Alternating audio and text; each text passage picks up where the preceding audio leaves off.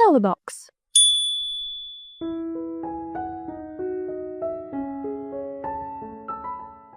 Halos dumagundong ang boses ni Ramon sa matinding galit at pagkainis nang malamang nagkaroon na naman ng relasyon si John sa sekretary nito. Hindi ka na ba talaga magtitino dyan? Hanggang kailan ka ba magiging ganyan? Ikaw ang pinakabata sa inyong magkakapatid. Pero ikaw ang may pinakamatigas na ulo. Ang mga kuya mo ay may mga asawa na at mga anak. Bakit hindi ka pa maghanap ng babaeng makakasama mo talaga sa buhay? 30 ka na.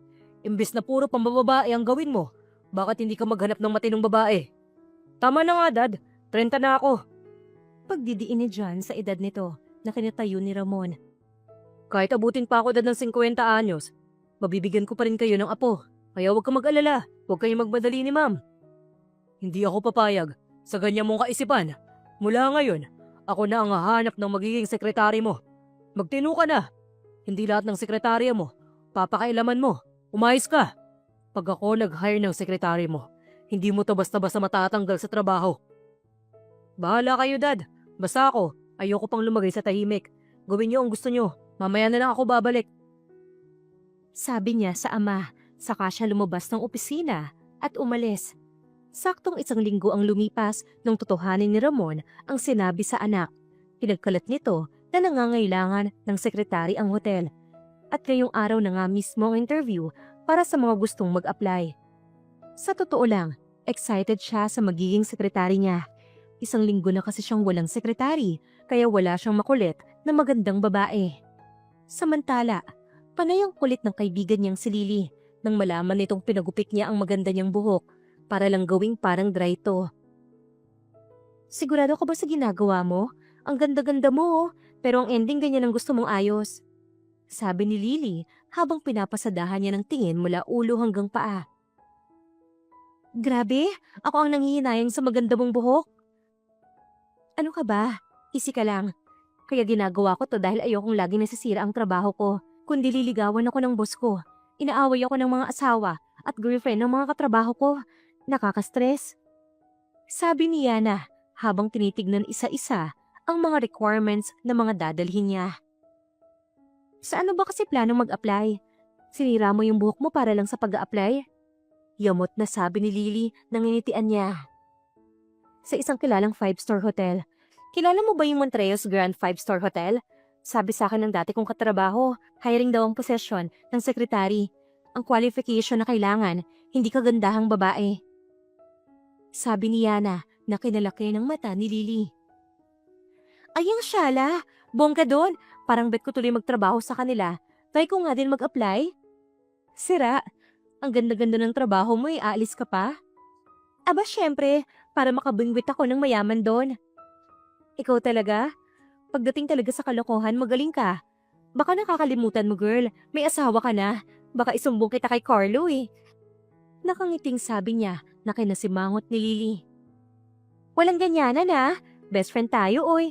Dapat sa akin ka kakampi. Hindi kita kakampihan, lalo na kung mali ang gagawin mo. Hindi ako konsentidor ng kaibigan, Lily. Alam mo yan. Oo na, ikaw nang mabait. Ako nang impakta. Makalis na nga dito, malilate na ako eh. Sabi nito na agad nagpaalam sa kanya. Siya naman ay naiwan sa parlor para magpaayos ng kilay at buhok. Pagkatapos, sumakay siya sa taxi at sinabing ibaba siya sa Montreos Grand 5-star Hotel. Habang nasa biyahe siya, ay nagbe-makeup na siya. Hinanda na rin niya ang reading glasses na susuotin niya. Naglagay din siya ng peking pimples at pinakapal na kilay. Nang makontento na siya, ay napangiti na siya. Ayos na to. Sana ako nang matanggap na secretary dahil kailangan ko ng trabaho ngayon. Kausap niya sa sarili. Nakita niyang napatawa ang matandang driver sa kanya. Dahilan para humingi siya ng pasensya. Naku Manong, hindi po ako baliw. Pasensya na po kung maingay ako. Ayos lang. Mag-a-apply ka ba sa hotel na pupuntahan mo? Tanong ng matanda sa kanya. Saka siya tinignan sa salamin. Ang ganda-ganda mo. Bakit kailangan mo pang mag-makeup?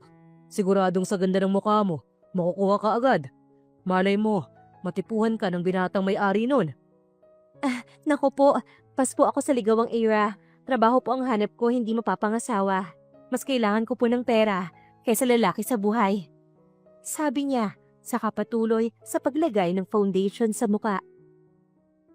At isa pa po, kailangan daw po sa sekretary na applyan ko yung hindi kagandahan na muka. Kaya nga po nagustuhan ko rito kasi mukhang hindi po playboy yung magiging amo ko. Siguradong matatanggap ka, kaya good luck. Sabi ng may edad na lalaki nang makarating sila sa tapat ng malaking hotel. Pababa na siya ng kotse. Pilit niyang inaabot ang bayad pero ayaw tanggapin ng matanda. Kaya nagpasalamat na lang siya. Paglabas niya ay humarap muli siya sa matanda at kumaway pa. Nang makaalis na ito ng tuluyan ay napansin niyang tinitignan siya ng mga staff at mga guards ng hotel. Naiilang man siya, lumapit siya sa isang receptionist at nagtanong. Miss, applicant ako. Saan ako pupunta? Aniya sa isang babae na may malawak na ngiti. This way po. Sabi nito, saka tinuro sa kanya ang hilera ng mga upuan. May mga aplikante na nakaupo, kaya alam niya na kung saan siya susunod. Salamat, sabi niya sa babae na agad ngumiti. Good luck, sabi nito sa kanya nang ngitian din niya. Nang umalis na ito, ay nagtungo na siya sa mga pila ng mga aplikante. Binigay niya ang requirement niya sa isang assistant, saka siya umupo. Ilang minuto lang ay napansin niya na nag-aalisan ng ilang mga aplikante. Kaya napatanong siya sa assistant na kumausap sa mga aplikante na isa-isang umaalis. Miss, anong nangyayari? Tapos na po ba ang pagpili sa magiging secretary? Hindi pa po kasi ako na-interview Pumasok daw po kayo sa office, sabi ni Sir Ramon. Ako lang? Tanong niya na tinanguan nito. Umalis na rin ito agad, kaya sumunod na siya rito. Nang makapasok na siya sa opisina, ay agad siyang nagulat. Nakita niya ang matandang driver na nakaupo sa swivel chair na si Ramon Montrejos. Nakangiti ito habang nakatingin sa kanya. Bakit po kayo nandito? Di ba po kayo yung driver ng taxi? Sabi niya na inilingan nito sabay tawa. Sabi ko na nga ba na pagkamalan mo akong taxi kanina, kaya mabilis kang pumasok sa kotse ko. Sabi nito na agad na panganga sa kanya. Hindi siya makapaniwala na ang matanda kanina ay ang nagmamay-ari ng hotel. Kayo po ang nangangailangan ng sekretary, sir? Hindi ako. Ang anak ko ang nangangailangan ng sekretary. Bakit po ako na lang ang naiwan na aplikante? Dahil tanggap ka na bilang new secretary ng anak ko. Pero may ilan lang sana akong ipapakiusap sa'yo. Huwag mong hahayaan ang sarili mo na ma-involve sa anak ko. Masyado tong maloko sa mga babae at pang-ilang ka ng sekretary niya. Kaya nga ikaw ang napili ko kasi hindi mo priority ang pakikipagrelasyon. Trabaho ang gusto mo at saka saktong-sakto yung ginawa mong ayos sa mukha mo. Tiyak na hindi ka magugustuhan ng anak ko. Talaga po, sir? Ako na ang sekretary ng anak nyo? Naku, salamat po. Maniwala po kayo, sir. Kayang-kaya ko pong hindi ma-involve sa anak nyo. Magtatrabaho po ako ng mabuti. Hindi po kayo magsisisi na ako ang napili nyo. Sabi niya na agad nitong tinanguan. Nasa ganun silang pag-uusap nang biglang may pumasok. Si John Montrejos. Napakagwapo nito. Yung tipong nakakalaglag talaga ng panty. Maganda kasi ang katawan nito at napakagwapo ng muka. Napatingin ito sa ama bago na isipang magtanong. Dad, nakapili ka na ba ng bago kong sekretary? Masayang tanong nito na tinanguan ni Ramon. Nasaan, Dad? Saka nilibot ang tingin sa opisina. Nagtama ang mga mata nila pero agad din itong inalis ang tingin sa kanya. Wala naman ako nakikitang magandang sekretary dito Sabi nito na kinasimangot niya. Mukhang maloko nga ang anak ni Ramon gaya ng sabi nito. Nasa harapan mo ng sekretary mo. Sabi ni Ramon na agad tinaasan ng kilay ni John. Tumingin ito sa kanya mula ulo hanggang paa, saka napangiwi. Sigurado ka ba, Dad? Siya ang gusto mong maging sekretary ko? Nakita mo ba ang itsura niyan? Ang pangit! Sabi nito, saka hindi makapaniwalang napailing. No, hindi ako papayag dahil ayoko sa kanya. Nakikita mo ba ang itsura niya, Dad? Parang ewan, mula ulo, isang malaking ewan ang makikita mo. Di ko siya gusto, ayoko sa kanya. Kala mo naman gusto rin kita. Yabang nito, trabaho pinasok ko, hindi pageant para magpaganda. Sabi niya na sinamaan ito ng tingin. Wala kang magagawa. Personal kong hinire si Miss Cruz. Kaya hindi mo siya pwedeng tanggalin. Ako lang ang may karapatan na mag-alis sa kanya. Maotoridad na sabi ng matanda na hindi na naalmahan ni John dahil mabilis na itong tumayo at iniwan sila. Pero bago tuluyang umalis si Ramon, lumapit muna to kay Yana at saka siya tinapik sa balikat. Ikaw nang bahala sa anak ko. Sabi nito sa kanya na tinanguan niya. Nang makaalis na ng tuluyan ng matanda, ay napatingin siya sa anak nitong si John. Umalis na si Dad, kaya pwede ka nang umalis. Huwag kang mag-alala, pasasahurin pa rin naman kita eh, kahit hindi ka magtrabaho sa akin. Sabi nito sa kanya na kinaasar niya. Hinarap niya ito at tinitigan ng masama.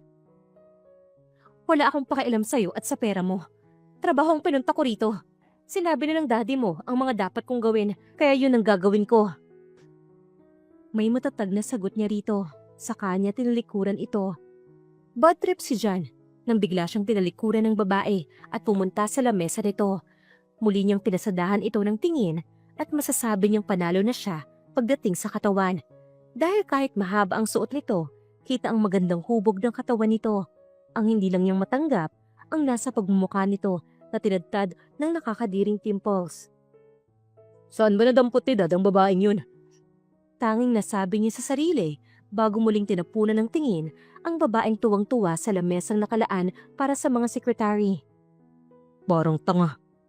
Irap niya, saka napapailing na umupo sa swivel chair. Kinabukasan, maaga siyang dumating. Nakita niya si Yana, naroon na at nag-aayos ng ilang mga gamit niya. Kinakausap na rin ito ng ilang mga empleyado, kaya hindi napansin ng mga to ang pagdating niya. Nang makita siya ng mga empleyado, ay agad umugong ang usapan at papuri sa kanya. Pakiramdam tuloy niya, napakagwapo niya, pero agad siyang napasimangot nang makita niya ang kanyang sekretarya na hindi man lang siya tinatapunan ng tingin, ni hindi rin ito kababakasan ng paghanga sa kanya. Kaya parang natatakan ng pride niya. Kung ang iba ay halos mataranta pag nakikita siya, ito naman ay parang wala lang. Miss Cruz, ipagtimpla mo ako ng kape.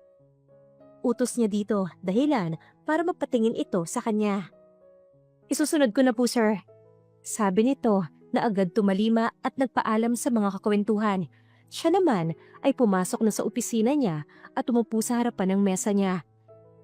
Ilang minuto lang ang lumipas, may mumunting katok na siyang narinig mula sa labas ng pintuan.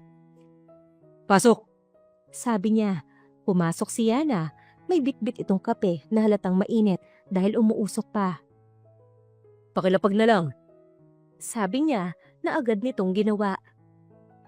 May kailangan pa po kayo? Oo, umupo ka dyan. May mga ipapagawa ko sa'yo maya-maya. Sabi niya na tinanguan nito. Ilang minuto pa ay nagulat siya nang biglaang tawagin siya ng dalaga para sabihin, "Sir, inumin niyo na po yung kape niyo, lalamig na po." Sige, akin na. Sabi niya na agad nitong sinunod. Tumayo to at kinuha ang tasa nang bigla itong natisod sa lamesa. Dahilan kaya na out of balance to. Napatayo siya kaya kitang-kita niya kung paano tumapon sa kamay ni Yana ang kape. Ayos ka lang ba? Tanong niya sa babaeng namumula ang muka. Hinila agad niya ang braso ng dalaga at dinala sa restroom at tinapat sa gripo. Hindi nakakagandahan ang mukha mo. Ang papangit pati mga kamay mo. Sorry naman ah. Oo na, ako na ang pinakapangit dito sa opisina. Buti alam mo. Akin na nga yung kamay ko. Ako na ang magbababad. Nakakaya naman kasi sa'yo eh. Sabi ni Yana na kinailing niya. Ako na. Parating na rin ang assistant ko. Nagbabali ako ng ointment. Sabi niya, dahilan para bigla itong mapatahimik. Ganito mo siguro akitin ng mga sekretary mo noon, no? Sabi nito sa kanya, napangisi naman siya. Ibang paraan ko sa mga magaganda. Kumpara sa gaya mong hindi naman ganun kaganda. Salamat sa pintas ha. Ako na. Pilit nitong agaw sa kanya, kaya hinayaan niya na ito. Nasa ganun silang ayos nang dumating ang isang lalaki, bitbit ang isang maliit na paper bag. Ito na po ang pinabili nyo. Sabi ng assistant na agad inabot sa kanya. Sige, makakaalis ka na. Sabi lang niya na agad nitong tinanguan. Napatingin siya kay Yana na busy sa pagpupunas ng namumula nitong palad. Pangit. Lumapit ka nga rito. Lalagyan ko yan ng gamot. Tawag niya kay Yana na agad na pasimangot ng tingin sa kinaroroonan niya. Huwag mo akong tignan. Ang sakit sa mata. Ang yabang mong lalaki ka. Dapat sa'yo maputulan ng ulo sa baba para matuto kang tumino. Sabi nito sa kanya na nagpakunot ng noo niya. Hinawakan din nito ang braso nito at sapilitang pinaupo. Hindi bagay sa pangit mag-inerte. Umupo ka rito. Kailangan malagyan niya ng ointment. Sabi niya nang inusuan lang nito. Ano yung tinutukoy mong ulo sa baba na dapat maputol sa akin? Tanong ni John na nagpatawa kay Yana. Grabe, talagang hindi mo alam kung anong tinutukoy ko? Tanong nito na inilingan niya. Sa kanya napansin na tumingin ito sa ibaba ng pantalon niya. Doon niya napagtanto na ang tinutukoy nito ay ang kanyang harapan. Magsasalita pa sana siya nang bigla ang pumasok si Leslie, ang dati niyang sekretary na nakarelasyon niya. Mabilis itong lumapit at malakas siyang sinampal sa muka. Grabe, ang kapal ng mukha mo ha. Nakikita mo bang itsura ko sa itsura ng pinalit mo sa akin? Naghanap ka man lang sana ng mas maganda sa akin. Sigaw nito sa kanya habang tinitignan mula ulo hanggang paa si Yana. Aawatin sana niya ito dahil pasugod ito kay Yana pero biglang tumayo to at lumapit sa babae. Nagpanting ang tenga ni Yana na parang sinasabi ng babae na hindi deserve ng walang itsura ang magustuhan ng isang lalaki. Excuse me hiyang-hiya naman ako sa kapal ng makeup ng mukha mo. Maganda ka? Wala akong pakialam. Pero tingin ko, takot ka sa ulan dahil baka humulas yung pagmumukha mo at makita ng iba na hindi ka ganun kaganda. Wala akong pake sa issue nyo nitong amo ko. Dahil wala siyang dating sa akin. Ayokong kumuha ng lalaking papasakitin lang ang ulo ko dahil kung kani-kanino pumapatol. Gaya mo. Pinatulan ka niya hindi ka naman ganun kaganda. Inis niyang sabi dito na akmang sasampalin siya pero nahawakan niya ang palad nito. Ang kapal naman ng mukha mo ikumpara ang mukha mong sobrang bukbukin? Sabi nito sa kanya na tinawanan lang niya. Kung yung mukha mo ikukumpara sa mukha ko, kawawa naman ako. Hindi ko gusto maging kamukha ang babaeng gaya mo. Okay na ako sa mukha ko. At least, hindi ako tinatapon after gamitin. Sabi niya na lalong nagpainis sa mukha ni Leslie. Hahablutin na sana siya nito. Buti na lang, dumating na ang mga guard at hinila palabas si Leslie. Nang mailabas ito, bigla siyang hinarap ni John at tinignan ng mariin. Parang may gusto itong gawin sa mukha niya, kaya napataas ang kilay niya. Bakit ka ganyan makatingin? May dumi ba sa mukha ko? Tanong niya rito na inilingan nito. Wala namang dumi. Ang lakas ng loob mong ikumpara ang mukha mo sa mukha ni Leslie. Sabi nito, kundi lang niya ito amo, baka nabatukan niya na ito. Parang sinasabi niyo na napakapangit ko Hindi ako nagsabi niya na, ikaw. Aalis na nga ako rito. Tabagin mo na lang ako pag may kailangan ka. Sabi niya na tinunguan nito. Pero nang palabas na siya, ay tinawag naman siya ni John. Kaya sa sobrang inis, naikot niya ang mga mata niya at saka dahan-dahan na humarap ng nakangiti. Bakit po sir? May kailangan na po ba kayo agad? Tanong niya rito na kinatawa nito agad. Halata kasi sa mukha niya ang inis kaya parang natutuwa to. Dalhin mo tong ointment para malagyan mo ng gamot yung kamay mo. Kamay mo na nga lang maganda papangit pa. Sabi nito na hindi niya na sinagot pa. Kinuha niya ang gamot at walang sabing lumabas ng opisina. Paglabas niya ay may mga katrabaho na nakaabang sa kanyang paglabas.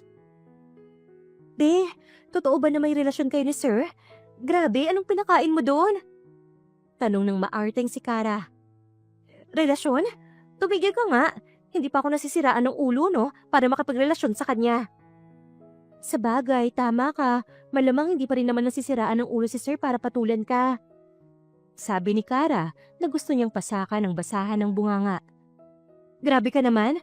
Parang sinasabi mo talaga na baliw na tao lang ang magkakagusto sa mukha ko Hindi naman sa ganun. Pasensya ka na ha. Sabi nito na tinanguan niya lang. Mamaya nga pala may dinner party tayo. Sagot daw ni Angelo. Kaya sama ka ha. Ayos lang sa akin basta wala akong ilalabas na pera ha. Kakaumpisa ko lang kaya wala pa akong pang-ambag. Ano ka ba? Okay lang naman. Ganyan din ako.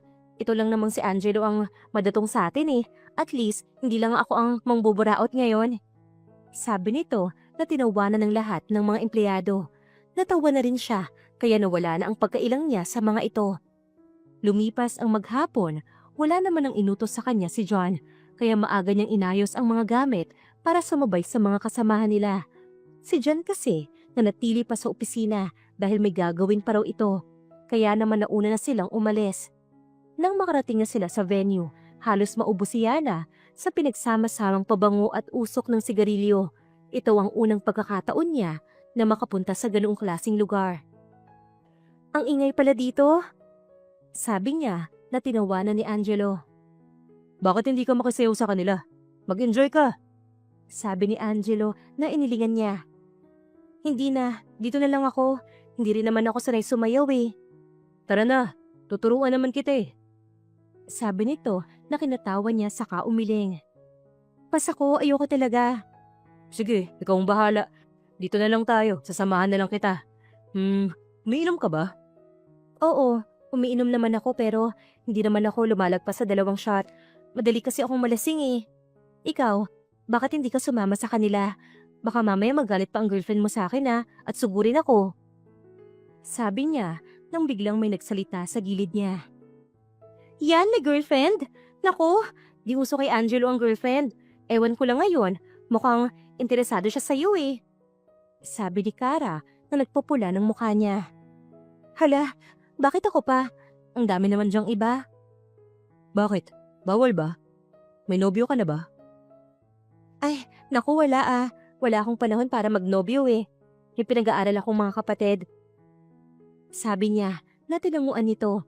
Naging masaya naman ang naging dinner nila hanggang sa nagkayayaan na silang umuwi. Ihatid na kita, Yana. Sabi ni Angelo na tinanguan niya. Tutal, wala naman itong girlfriend na pwedeng magalit sa kanya. Mula noon ay madalas na silang nakikita ni Angelo. Lagi siyang may bulaklak sa binata. Sa totoo lang, natutuwa siya rito pero parang hindi niya kayang suklian ang ginagawa nitong pagpaparamdam ng damdamin sa kanya. Nasa ganun siyang pag-iisip nang bigla siyang tawagin ni John para pumasok sa opisina. Kaya naman, binitawan niya ang ginagawa at nagtungo kay John. Anong kailangan niyo po, sir? Tanong nito sa kanya. Napatingin siya sa mukha ni Yana at tila may nagbago sa mukha nito. Hindi niya mapunto kung ano pero may nagbago. Bukas, sasama ka sa akin. May out of town tayo. Hindi po ako pwede, sir. Hindi ko pwede, pero kapag sa dinner party, pwede ka. Iba naman po yun, sir eh. Anong pinagkaiba nun? Huwag mong sabihin na nagpapakwit ka kay Angelo. Huwag ka na magtangka dahil hindi ka nun siseryosohin. Hindi ka naman ganun kaganda para mangarap na papatulan ka kahit ni Angelo. Paglalaruan ka lang nun. Sabi niya na nagpakuyom ng kamay nito. Tinignan din siya nito ng masama kaya tinawanan niya ito. Bakit? Akala mo ba magugustuhan ka talaga ni Angelo? Nakikita mo ba yung itsura mo? Bakit hindi? Matinong lalaki naman si Angelo kumpara sa inyo. Napakayabang mo. Sabi nito na mabilis siyang tinalikuran. Hahabulin sana niya ito nang biglang tumunog ang cellphone niya at tignan niya kung sino ang tumatawag, ang daddy niya, kaya agad niyang sinagot. Hello Dad, napatawag ka. Tumawag ako para sabihin sa'yo na isama mo si Miss Cruz sa out of town ng pamilya natin. Dad, nagtataka ako sa'yo. Kilala mo ba ang babaeng yun? Bakit ba gustong gusto mo siya? Nakita mo na ba maigi ang mukha ng babaeng yun? Napakapangit niya. Sabi niya, pero isang malakas na tawa ang narinig niya sa kabilang linya. Anong nakakatawa, Dad? Akala ko ba magaling ka pagdating sa mga babae? Bakit hindi mo makita kung gaano kaganda ang babaeng yun? Magaling talaga ako pagdating sa babae, Dad. Kaya nga kitang-kita ko kung gaano kasagwa ang mukha nito Pero sige, kakausapin ko ulit siya para pumayag siya na sumama sa out of town natin. Sabi niya bago tuluyang binaba ang cellphone.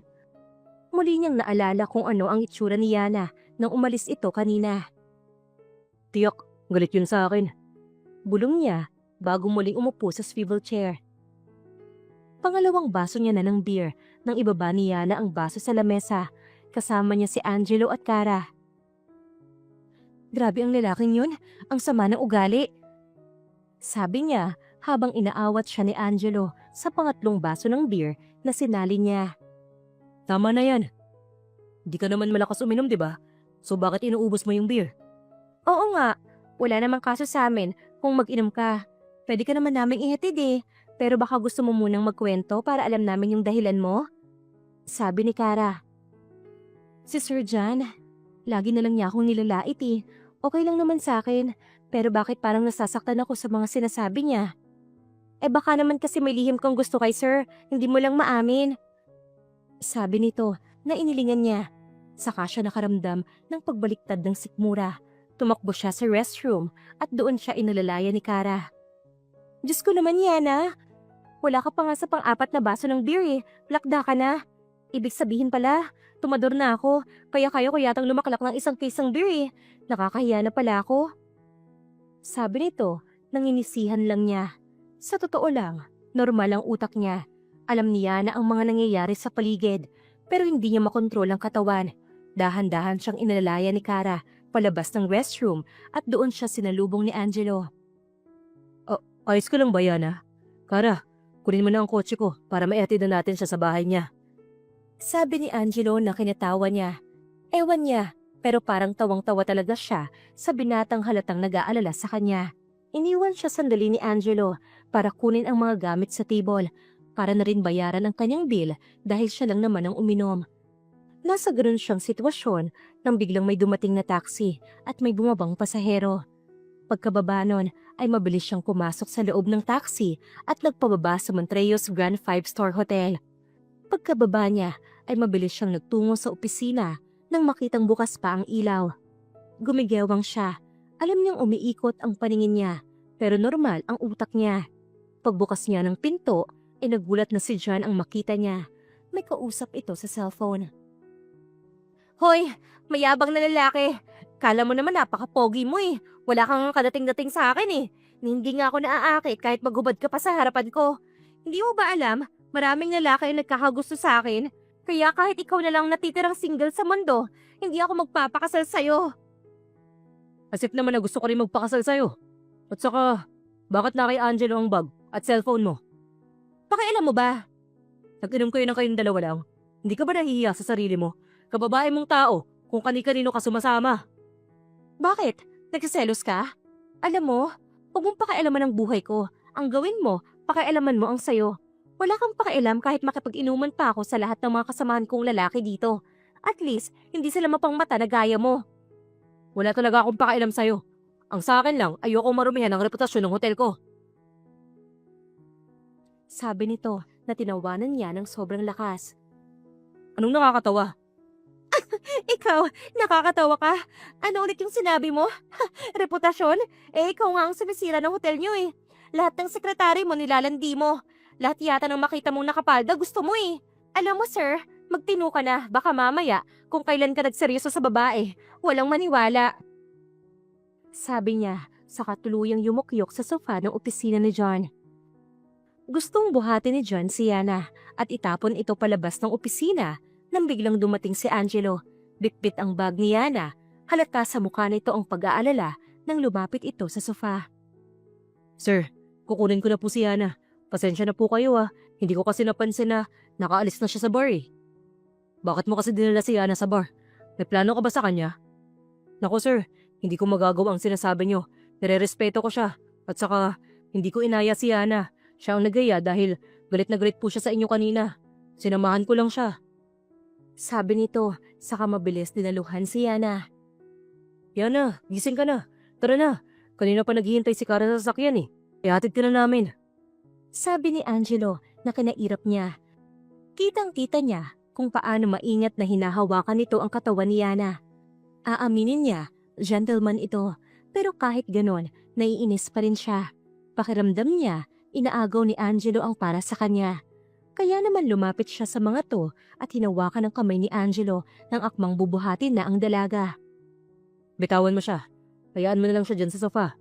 Pag nawala na ang tama niya, ako na mismo ang maghahatid sa kanya. Pero, hindi ko po siya pwedeng iwan dito eh. Hindi ko pagbabalakan ang itsurang yan. Sabi niya na siningkitan ni Angelo ng mata. John, ayusin mo ang trato mo sa kanya. Matinong babae si Yana. May bantang sabi nito sa kanya. Tinawag na rin siya nito sa pangalan, kaya alam niyang seryoso na ito. Hindi naman kasi trabahador lang si Angelo rito. Pinsan niya itong buo. Anak ito ng kapatid ng kanyang ama. Bakit? Huwag mong sabihin sa akin na gusto mo si Yana. Seryoso ako sa kanya.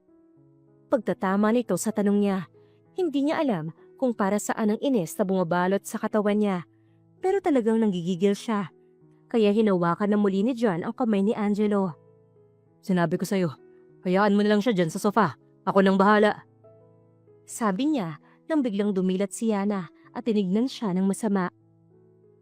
Ang bisit kong amo. Sabi nito, sabay hampas nito sa ulo ni John. Kita niya ang pasimpleng tawa ni Angelo sa ginawa ni Yana. Tamang-tama, gising ka na pala eh. Tara na, umuwi na tayo. Ihatid na kita. Sabi ni Angelo, pero umiling si Yana. Dito lang ako. Hindi na ako uuwi. Papagalitan ako ng nanay ko pag nakita akong ganito eh.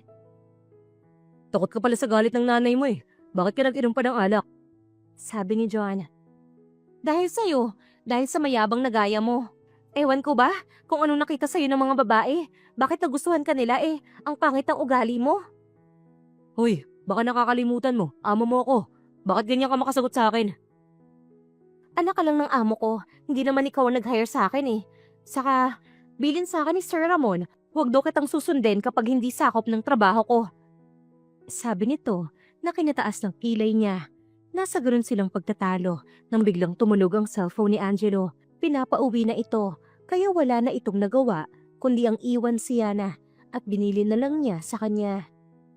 Huwag mo nang alalahanin ng babaeng yan. Ako nang bahala sa kanya pag natauhan siya.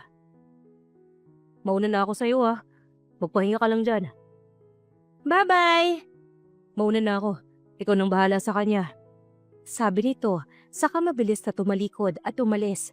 Napatingin naman siya kay Yana na kasalukuyang tinatampal ang pisngi para magising. Pangit na nga yung mukha mo, sinasaktan mo pa. Alam mo ikaw, pag ako gumanda, hindi kita magugustuhan. Napakapangit ng ugali mo. Feeling mo yata lahat magkakagusto sa'yo eh. Pwes, ibahin mo ko.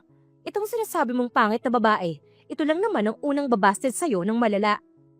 Nakangusong sabi nito na kinatawa niya. Di mangyayari yung sinasabi mo. Hindi ikaw ang type ko, kaya malabong magustuhan kita. Sagot niya rito, saka ito tinalikuran. Pero natigilan siya nang bigla-biglang hinawakan ni Yana ang kamay niya at hinila pa upo sa sofa. Anong ginagawa mo? Asik niya, pero bigla siya nitong tinitigan sa mata. Maya-maya, inangat nito ang braso, saka walang sabing kinapit sa batok niya. Talaga?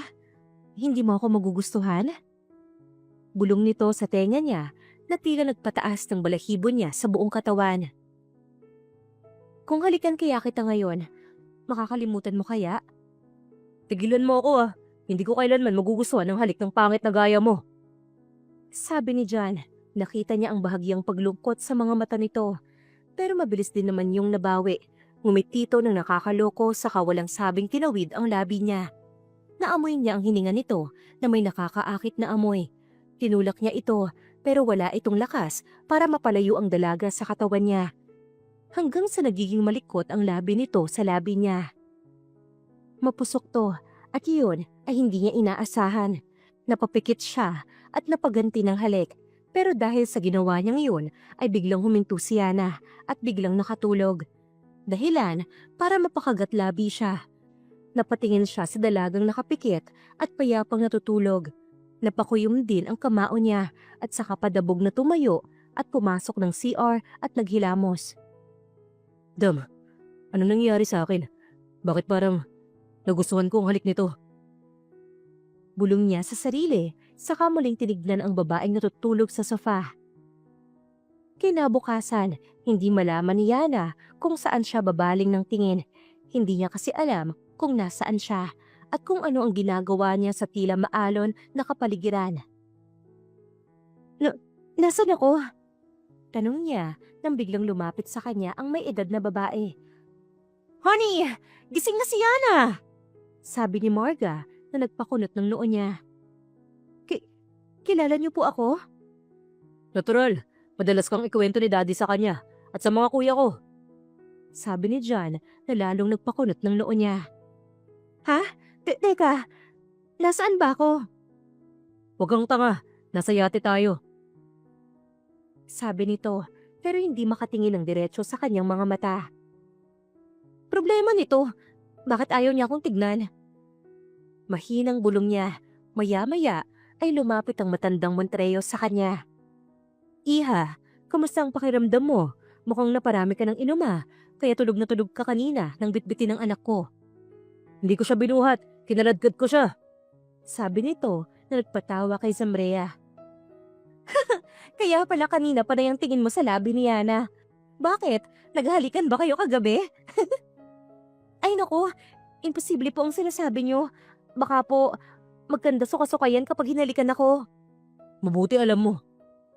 Sabi nito, saka siya dahan-dahang tumayo. Pero pagtayo niya, parang nahilos siya, kaya napahiga siya ulit. Iinom-inom ka kasi. Hindi mo naman pala kaya. Sabi ni John na sinungitan niya. Oh, inumin mo. Nang mawala ang sakit mo. Sabi ni John na kinataas ng kilay ni Yana. Wow, concern ka bunso? Pangiinis ni Zambrea na inirapan lang ni John. Hindi ako concerned. Ayoko lang na dahil sa pangit na yan, masira ang vacation ng pamilya. Hindi ko nga alam kung bakit sinama niyo pa yan eh. Hindi naman siya part ng pamilya eh. John, ano ka ba? Bakit ka ba ganyan? Hindi ko gusto ang lumalabas dyan sa bunganga mo. Baka magsisi ka pagdating ng panahon. Sorry ma'am, wala akong pagsisisihan. Sabi nito, saka nagmamadaling tinalikuran sila. Lumapit naman ang mga magulang ni John sa kanya at sinabing pagpasensyahan niya ang anak nila. Tumango naman siya sa mga to at saka ngumiti. Huwag po kayong mag-alala, ayos lang po ako. Sanay naman po ako sa kanya eh. Siya nga po pala, saan po tayo pupunta? Sa private island namin, Iha. Eh, bakit sinama niyo po ako? Kung private po yun, malamang family niyo lang po ang dapat ang kasama niyo. Aba, itong asawa ko kasi, nirereto ka sa anak naming pasaway. Alam ko naman na pasaway talaga ang anak naming yun. Pero mabait ang batang yun, di nga lang halata. Naku po, sa hirap po ng buhay ko, hindi ko po na naisin na kumuha ng malaking bato na ipupukpok sa ulo ko. Mabait ang anak kong yun. Makikilala mo rin si John. Tingin ko nga, may gusto ang anak ko sa'yo eh. Di lang niya matanggap na nagkakagusto siya sa babaeng ayaw na ayaw niya. Kung alam lang ng anak ko ang tunay na itsura mo, baka hindi yun magdalawang isip na ligawan ka agad. Kaya nga po dapat huwag niyang malaman. Tama, huwag niya munang malaman. Mas magandang mahalin ka niya ng ganyan na itsura mo para siguradong tinamaan nga sa'yo ang kapatid ko. Sabi ni Zambrea na lumapit sa kanya at binigyan ng tubig. Inumin mo na yung gamot na yan nang mawala na ang hangover mo at para ma-enjoy mo ang Isla Montreyos. Sabi nito na tinanguan niya. Ilang oras pa ang lumipas, nakarating na nga sila sa isla. Pagbaba pa lang nila ng yate ay isang napakasariwang hangin agad ang nilanghap niya. Napakataas ng mga puno at puting-puti ang buhangin sa kanyang mga paa. Napakaganda naman ng lugar dito. Maganda talaga rito, kaya siguradong mag-i-enjoy ka. Sabi ni Zambrea. Napakaswerte ng pamilya niyo po. Nagagawa niyong pumunta sa ganito kagandang lugar. Samantalang ang mga kapatid ko, palengke lang yata at peri ang pinakamalayong napuntahan. Huwag kang mag-isip ng nakakalungkot, okay? Akong bahala sa family mo once na makauwi tayo. Magpapa-vacation ako sa lahat ng empleyado kasama ang family nila para naman makasama ang family mo at hindi ka mailang. Naku, hindi mo kailangan gawin yun. Nakakahiya. Sabi niya. Pero isang makahulugang ngiti lang ang binigay nito sa kanya. Saka siya kinaladkad papunta sa malawak na isla. Pagtapak pa lang niya sa buhangin ay napangiti na siya. Ang sarap naman sa paa. Parang batang sabi ni Yana na kinatawa ng pamilya Montreyos. Anong oras ba susunod dito sila Jocos at Eros? Tanong ni Morga. Parating na siguro sila. Sabi ni John na tinanguan ng ginang. Maya-maya nga lang ay nakarinig muli sila ng paparating na yate. Ayan na pala sila. Hintayin niyo na sila. Mauna na kami ng mama niyo sa loob.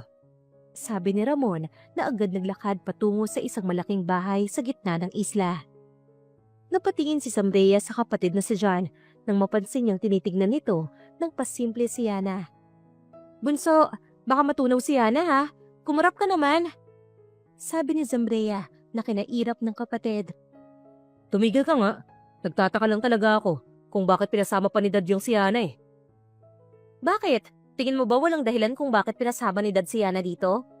Kilala mo sila Mommy at Daddy. Hindi nga sila nangingialam sa gusto yung babae. Pero isa sila sa gagawa ng paraan para magkatuluyan kayo. Anong gusto mong palabasin ate? Gusto ko si Yana? Bakit? Hindi ba? Pakiramdaman mong sarili mo. Masyado ka apektado kapag si Yana ang pinag-uusapan eh. No ate, imposible ang sinasabi mo. Hindi ko siya gusto at hindi ko siya magugustuhan. Ang layo niya sa mga babaeng gusto ko. Kilala mo ako, magaganda lang ang nagugustuhan ko. Kaya, paano magugustuhan ko siya? Nakita mo ba ang itsura niya? Puro siya pimples, nakakadiri. Kaya nga kilala ka namin eh. Alam namin kung kailan ka interesado sa mga babae. At sa kabila ng itsura niyang yon, alam namin na gusto mo si Yana, no? Imposible yung sinasabi mo ate. Hindi pa ako nababaliw para magkugusto sa babaeng yun. Talaga?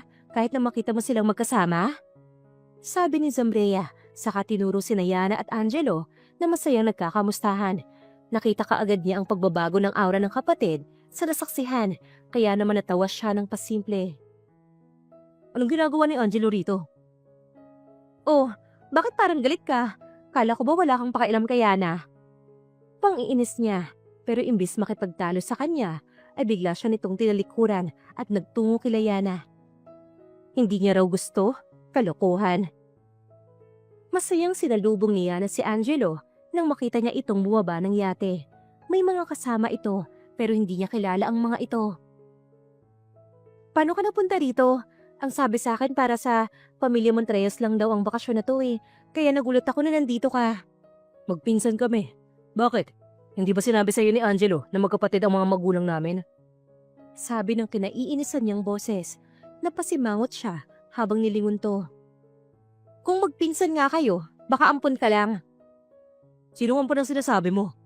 Ikaw, ampun ka lang kasi malayong ugali mo sa pinsan mo at mga kapatid mo. Sabi niya na kinaigting ng mga panga ni John. Lalapitan sana niya ito pero tinawag na silang lahat ni Ramon. Kaya doon na tuon ang lahat ng atensyon nila. Lumapit silang lahat kung saan ito naroon at nagbatian at nagyakapan. May mga pagkain na rin sa mesa at ilang mamahaling wine. Nasa ganun siyang sitwasyon nang biglang may humawak sa kamay niya at hinila siya kung saan na madilimang paligid. Talaga bang nagpapakwit ka sa pinsan ko? Sabi ni John habang hawak ang kanyang balikat. Kung magpapakwit lang din ako, sisiguraduhin kong sa pinsan mo talaga ako magpapapansin imbis na sa'yo. Kung ganun, bakit mo pa ako hinalikan kagabi? Pinagsasabi mo, paano hinalikan kita? Kailan? Kagabi? Imposible. Hindi ako nababaliw para gawin sa'yo ang sinasabi mo, no? Wow, ano yun? Basta-basta ka na lang nanghahalik, tapos sasabihin mo na wala kang maalala? Pwede ba? Huwag kang gumawa ng kwento. Hindi ako naniniwala sa'yo na halikan ko ang gaya mo. Inis niyang sabi. Pakiramdam niya, niloloko lang siya ni John. Pero may bahagi ng alaala niya na parang may ganun ngang nangyari sa kanila. Imposible? Mahina niyang bulong. Posible, dahil ginawa mo.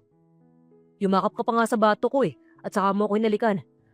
Sabi nito na inilingan niya, tila may alaala nang bumabalik sa kanya, kung saan nakaupo siya sa sofa at yumakap sa batok ni John.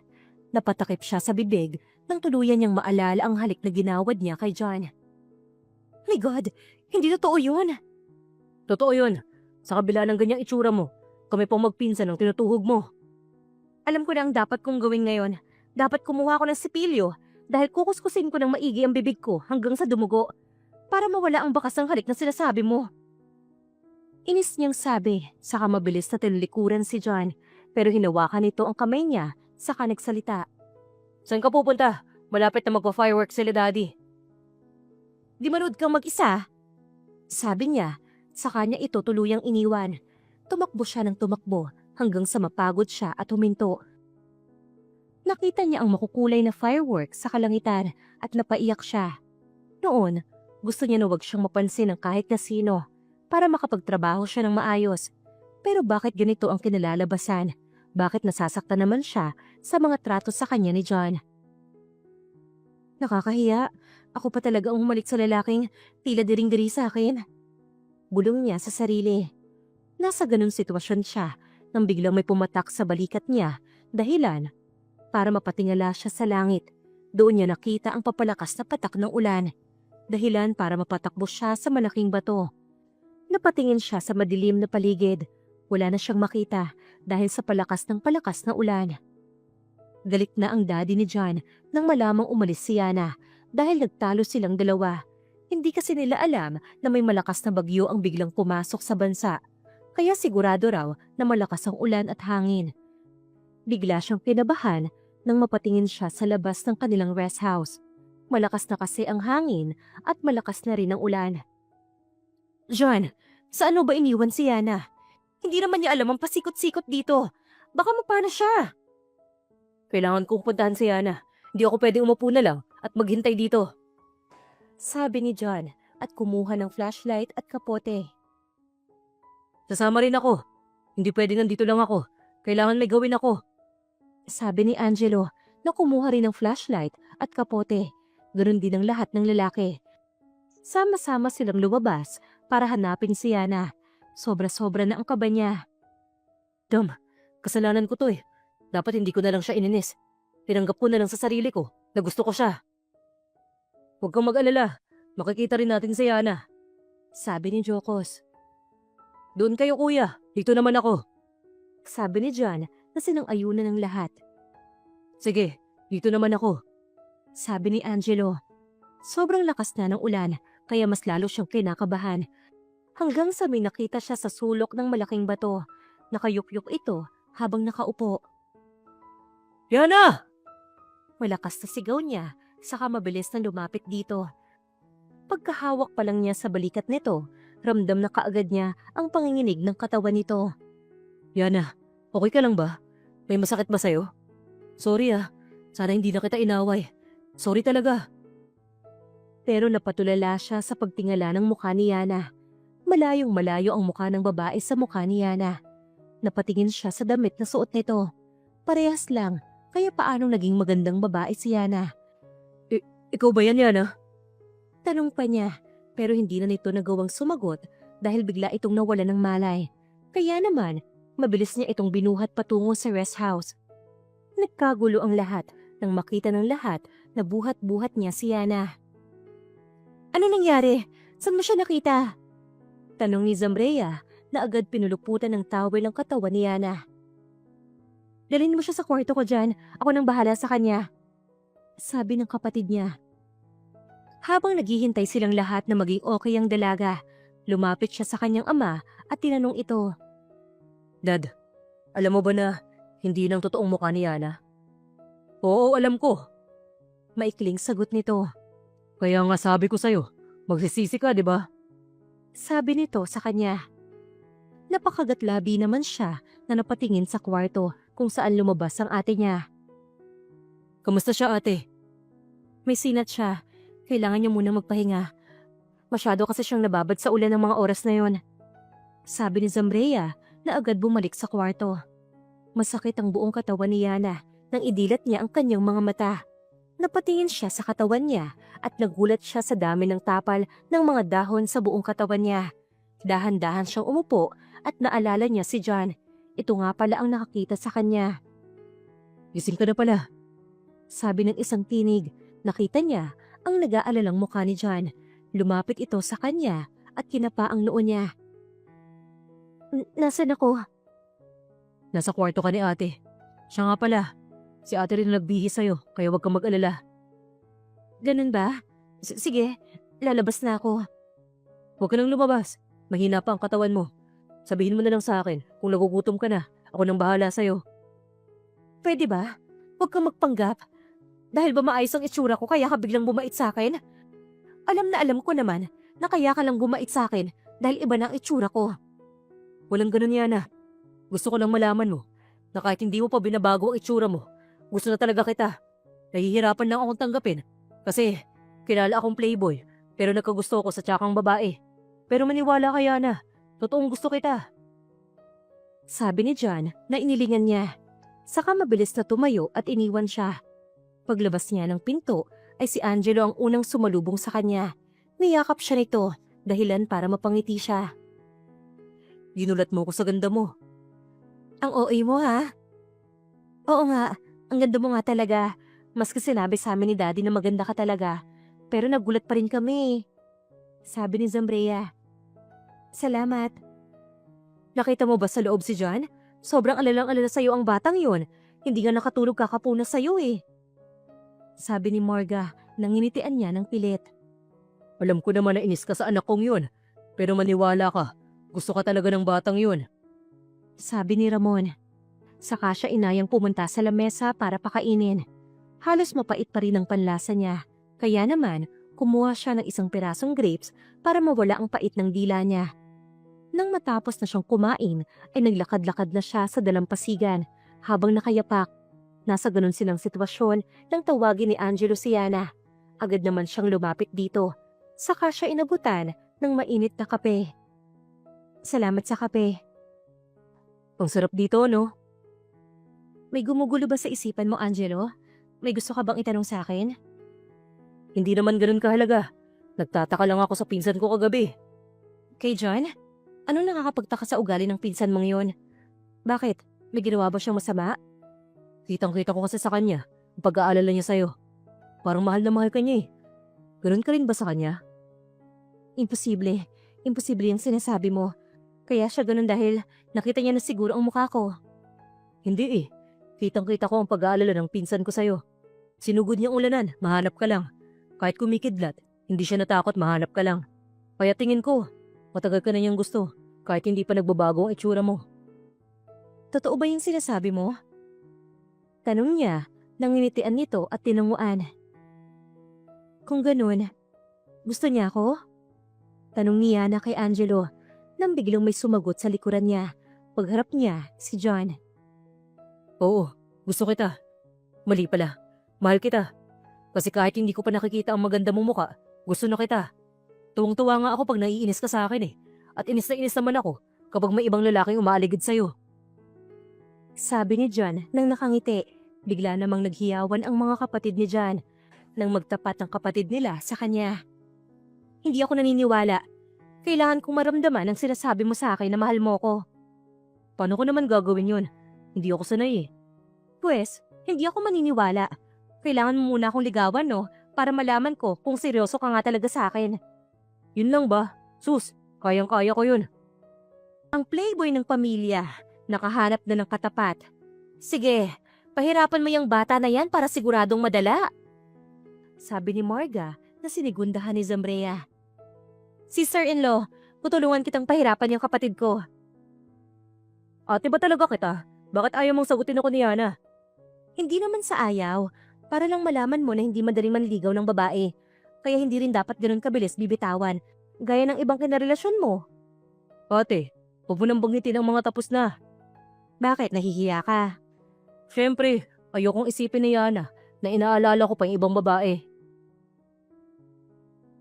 Isang taon na ang lumipas nang magpaalam si John na manliligaw siya kay Yana.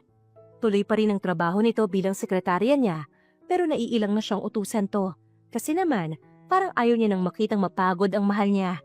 Kaya naman, minsan siya na ang gumagawa ng trabaho nito na kinakainis ni Yana. Ano ka ba naman dyan? Trabaho ko yan, di ba? Dapat ako ang gumagawa niyan. Ayoko kasing mapagod ka eh. Nga pala, may gift pala ako sa'yo. Sabi niya, saka inabot dito ang isang malaking teddy bear. Wow, ang ganda! Mas maganda ka pa kaysa dyan. Kailan mo ba ako sasagutin? Gusto na talaga kitang pakasalan eh. Bakit? Naiinip ka na ba? O nagsasawa ka na? Wala akong sinabing ganyan ah. Hindi kita pagsasawaan. Sige, ganito na lang. Kahit paabutin mo ulit ng 1 taon, ayos lang. Huwag ka lang mag-isip ng ganyan. Tandaan mo, hindi na ako maghahanap pa ng iba. Sa'yo lang, kotang-kota na ako eh. Sige na nga, tayo na. Boyfriend na kita. Sabi ni Yana na biglang kinasigaw ni John. Bigla tuloy nagpasukan sina Angelo sa opisina. Pinsan, ano nangyari? Ayos lang ba kayo? Tanong ni Angelo sa kanila. Pinsan, sinagot na ako ni Yana. Yun lang pala eh. Akala ko naman kung ano na. Sabi ni Angelo na agad ding nagpaalam. Bakit parang hindi kayo masaya? Sabi ni John na agad sinagot ni Kara. Eh kasi naman sir, ikaw lang masaya eh. Ikaw lang nag-e-enjoy. Paano naman kami? Wala man lang ba kayong pa-party? Painom naman po kayo. Sabi ni Kara na tinawanan ng lahat. Yun lang ba? Sige, mag-dinner party tayo. Tapos, sagot ko lahat ng iinumin nyo at kakainin. Magpo-party tayong lahat. Sabi ni John, dahilan para magtilian ang mga empleyado niya. Napatingin naman siya kay Yana na masayang nakatingin sa kanya. Kaya napalapit siya rito at niyakap ito ng mahigpit. I love you. Sabi niya, sa kanya ito siniil ng mainit na halik. I love you too. Grabe, kinikilig ako sa inyo. Sabi ni Kara na tinawanan ng lahat. Isang linggo pa ang lumipas, kasama ang lahat ng pamilya niya mula sa mga kapatid at magulang. Nagtungo sila ni Yana sa pamilya nito. Halata nga ang pagkagulat ng mga to nang mamanhikan siya sa pamilya ni Yana. Una, naiilang siya. Hindi niya alam kung paano haharapin ang mga magulang nito. Pero nawala ang kaba niya nang iparamdam sa kanya ng pamilya nito na masaya ang mga ito sa naging pasya nila. Aba, wala kaming tutol kahit sa ano papakasalan ng anak ko. Alam ko kasing nasa mabuting kamay na ang anak ko. Sabi ng ama ni Yana na binigay na ang basbas sa kanila. Ilang buwan pa ang lumipas, araw na ng kasal nila ni Yana. Masayang masaya siya. Ramdam na niya ang pagbabago ng buhay niya. Alam na rin niya ang pakiramdam ng panandaliang ligaya lang. Sa panghabang buhay na kaligayahan, hindi niya maipaliwanag ang nararamdaman niya hanggang sa biglang lumapit sa kanya si Angelo. Pinsan, congratulations sa inyo ni Yana. Masaya talaga ako kasi nahanap mo nang para sa'yo. Hindi ako nagsisisi, nagpaubaya ako sa'yo kasi alam kong umpisa pa lang gusto ko na rin ni Yana. Salamat din pinsan, maraming salamat talaga. Sabi niya, saka sila nagyakap. Nanginginig ang kamay ni Yana nang marinig niya ang sinabi ng kapatid niya na 10 seconds na lang, papasok na siya sa kapilyang pagsusumpaan nila ng pagmamahalan. Hinawakan na siya ng kanyang ama sa kamay at saka siya niyakap ng mahigpit. Maging masaya ka anak at maging mabuti kang asawa. Sikapin mo na mahalin niyo ang bawat isa at higit sa lahat, maging matatag kayo sa bawat pagsubok na pagsasaluhan yung mag-asawa. Salamat po, Papa. Salamat din anak. Ikaw ang naging sandalan naming lahat. Kaya sana, sa piling ni John, ito na rin ang maging sandalan mo sa panghabang buhay. Mahal na mahal ka namin. Anito na nagpaiyak ng tuluyan sa kanya. Ilang sandali lang ay bumukas na ang pinto at dahan-dahan na siyang lumakad sa tulong at gabay ng kanyang ama. Dahil ng mga oras na yon, tanging lakad lang ng ama niya ang nagsisilbi niyang paa. Dahil ng mga panahon na yon, ay hilam ng luha ang kanyang mga mata. Naramdaman niya na huminto na ang kanyang ama. Hinawakan nito ang kamay niya at mariing tinisil bago pinasa sa isang palad. John anak, pakamahalin mo ang aking anak. Inaalagaan namin siya at minahal. Lahat ginawa namin para sa kanya. Kaya sana, kung gaano namin siya pinahalagahan, higitan mo yun at magsama kayo ng masaya. Narito ang palad ng aking anak. Sa'yo namin siya ihahabilin. At sa'yo anak Yana, magmahalan kayo dahil tanging kayo lang ang makakaunawa at magkakaintindihan pagdating ng araw. Bili nito bago ito tuluyang lumayo at binitawan ang kanilang mga kamay. Lumipas ang ilang taon, masaya silang nabubuhay sa piling ng kanilang mga anak. Walang problema, tanging saya lang ang kanilang nararamdaman. Ang mga magulang niya ay pinatayuan ni John ng bahay sa Bukirin. Binili rin ni John ang lupang sinasakahan lang nila noon at binigay sa kanyang pamilya. At ang mga kapatid niya ay pinag-aral din ng mga Montreos. Wala na siyang mahihiling pa, kundi mas maging masaya sila habang buhay. May mga pagkakataon talaga na hindi mo inaasahan, yung akala mo baliwala lang, pero malaki pala ang magiging parte nito sa iyong buhay. Maaaring sa umpisa, pagpapanggap lang, pero dahil sa pagpapanggap na yon, doon niyo malalaman ang halaga niyo sa isa't isa. At dyan po nagtatapos ang kwento nila Yana at John. Isa na namang kwento po ang ating pinakinggan at kinapulutan ng aral. Ako po si Miss Lee, ang inyong tagapagsalaysay. Hanggang sa muli, dito lang sa Inday Series. A series. A series. A series.